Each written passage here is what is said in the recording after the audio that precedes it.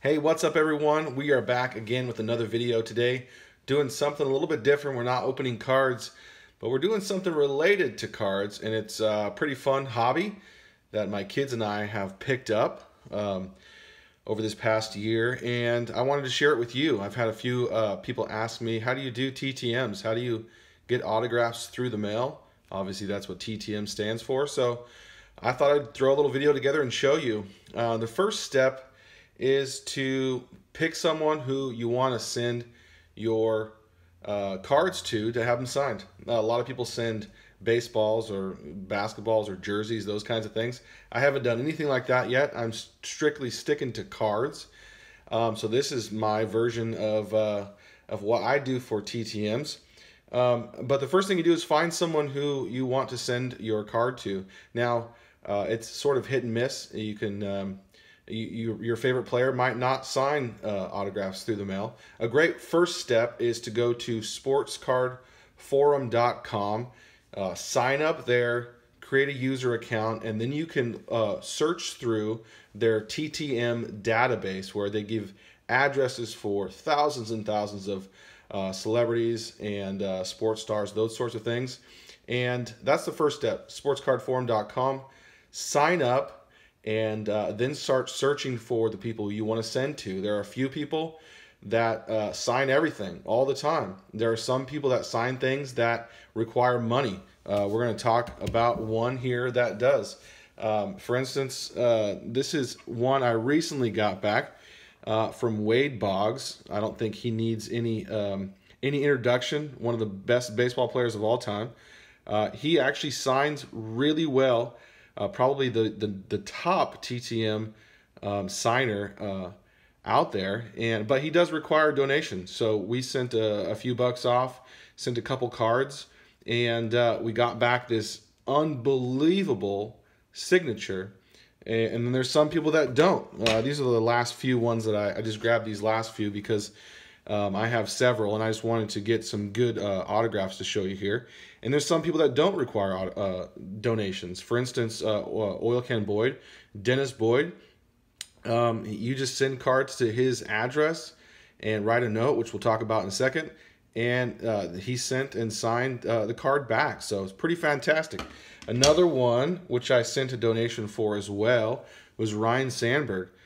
Some of these guys that are, greats, they're all-stars, they're Hall of Famers. They are connected with charities, and so they ask for a small donation, and the benefit is it goes toward their charity, and you get back with a super rad autograph. And so things like this just really excite me and my kids, and that's why we started doing TTMs. But to answer the question, how do you go about doing TTMs? It's simple. Go to sportscardforum.com. Sign up, find the address of your favorite player or somebody you want to send a card to, and get started. For me, I create an envelope. This one is going to Paul Molitor, old Milwaukee Brewer great. And then I put my return address up here, his address down there. I also print this fancy little please do not bend envelope, and then I attach it with a 70-cent stamp, not just a 49-cent forever stamp, a 70-cent stamp. And the reason why is I'll tell you in a minute. So that's what I do. I get the envelope ready, and then I create a return envelope, which has my address as the sender and my address as the receiver. And then I put a 49-cent forever stamp, little American flag stamp right there on the corner, and this is what I do. I fold it up into 3 sections like this, and then I take my cards like this. I stick them inside here, fold it up, and then put it inside the envelope like this, as well as the letter, which we'll talk about now. And then I write a letter. So today's date is February 16, 2018. I say, dear so-and-so, whoever I'm writing to. And then I say, I wanted to write to you and say, and this is where I personalize the letter. So for Mr. Molitor, I would say something about how I loved watching him play over the years in Milwaukee. about how my favorite team is the Cleveland Indians, and how he would always used to come, and when we play Cleveland, or the Brewers would play Cleveland, he would always seem to dominate and destroy us and hit home runs and all that kind of stuff. So whatever you want to say there, it's really where you connect with them, and you basically are their cheerleader. You're saying you want to build it up to say how great they are and that you loved watching them play. And I just say simple line: I loved your dedication to the game and to all of us fans. Thank you for sharing your gift with us. Just a simple thank you for being who you are, basically. And this is the most important part. And then I write this and I say the same thing to everyone that we send this to. And I say, I know you are busy, and I'm incredibly grateful for the time you've taken to read this letter. This is the big thank you, because now we're going to ask something. And then I say, I've included a few cards and I'm requesting your autograph if possible. They're not required to send us an autograph, so I'm saying, if possible, I would love to get your autograph back. I say, my kids and I have started collecting autographs of our favorite players, and we love to add yours to our collection. I've included a self-addressed stamped envelope for your convenience. And then in the letter, however you wish, and I always sign it. The reason why I do a typed letter is because I have terrible handwriting that no one can read.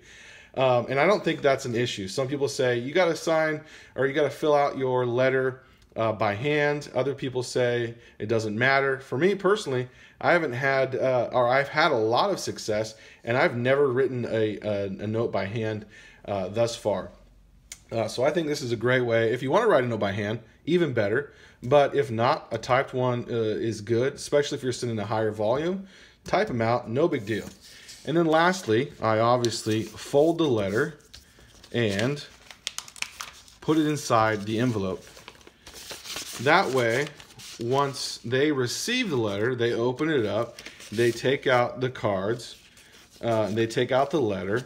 It's simple. It's all laid out. Obviously, I don't have a stamp, but there would be a stamp on there, and it's all laid out simple for them. All they need to do, sign the cards, open it back up, and then reseal the envelope.